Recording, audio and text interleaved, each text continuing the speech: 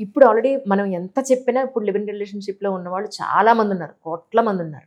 అందుకని ఒక ఎగ్జాంపుల్‌గా మాకేదైనా చెప్పగలుగుతారా? ఇదండి ఇలా ఉంది పరిస్థితి అని చెప్పడానికి. చాలా ఉన్నాయి. మళ్ళీ సేమ్ కేస్ రిపీట్ చేయమంటే చేస్తాను నేను. 'శ్రీముఖి' షోలో దసరా ఆహా! రోజు ప్లీజ్, టెలికాస్ట్ ప్లీజ్, అయిన ప్లీజ్. షోకి అమ్మాయి ఎస్సీ, హ్మ్. అబ్బాయి వైశ్య. హ్మ్. సో వాళ్ళు ఆల్మోస్ట్ ఒక 6, 7 ఇయర్స్ లివ్ ఇన్‌లో ఉన్నారు. పెళ్లి చేసుకున్నారు గుళ్ళోకి వెళ్ళి. ఓహో! ఆవిడ ప్రెగ్నెంట్ అయ్యింది. 6 మంత్స్ ప్రెగ్నెన్సీలో హ్మ్. అబ్బాయి వాళ్ళ ఫాదర్ తీసుకెళ్ళి ఎంగేజ్‌మెంట్ ప్లాన్ చేశారు. సేమ్ కమ్యూనిటీలో. సో మా కమిషన్‌కి తెలిసింది. తెలియగానే నా వరకు వాళ్ళు చెప్పగానే ఇమ్మీడియేట్‌గా మేము అక్కడ ఏసీపీకి కాల్ చేయడము, మా వాళ్ళని పంపించడము. ఫంక్షన్ హాల్‌లో ఎంగేజ్‌మెంట్‌ని ఆపించేసామనమాట. హ్మ్.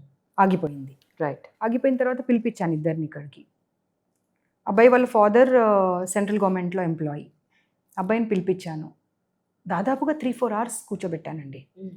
కూర్చోబెట్టి ఒక ఆడపిల్ల పరిస్థితి ఎలా ఉంటది అని అన్ని రకాలుగా ఎక్స్‌ప్లెయిన్ చేయడానికి ట్రై చేశాను. ఆ అబ్బాయి ఎలా ఆల్రెడీ ప్రెగ్నెంట్ అయింది కదా! ఈ అమ్మాయి. ఈ అబ్బాయి కూడా ఇష్టం లేదా పెళ్లి చేసుకోవడం? ఇప్పుడు పెళ్లి చేసేసుకున్నాడు కాబట్టే ఆ అమ్మాయి అతనితో కలిసుంది. ఓకే.